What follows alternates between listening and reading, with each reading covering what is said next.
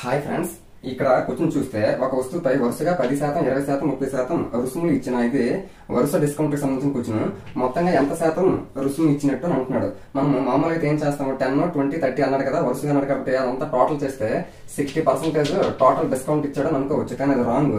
Correct గా చూస్తే ఒక వస్తువుపై, అంటే ఆ వస్తువు ఎంత కాస్ట్ మనకు తెలియదు కాబట్టి నేను 100 అనుకుంటాను.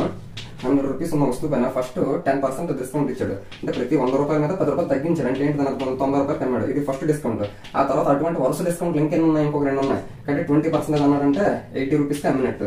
ఆ తర్వాత 30% అన్నాడంటే 70 రూపీస్ కి అమ్మినట్టు. ఇది సింప్లిఫికేషన్ చేస్తే ఆన్సర్ ఏమొస్తుందో చూద్దాం. 2 zeros 2 zeros cancel, 2 zeros 2 zeros cancel, ఇక్కడ 1 0 1 0 క్యాన్సిల్. ఇంకేమైంది, 9 8 72, 72 into 7 కిందనేమో 10 ఉంది బై 10.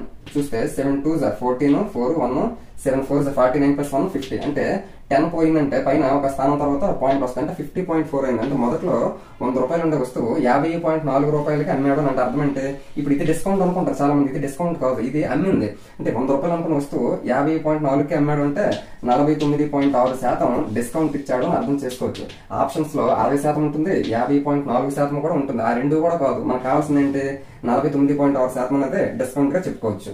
Thank you.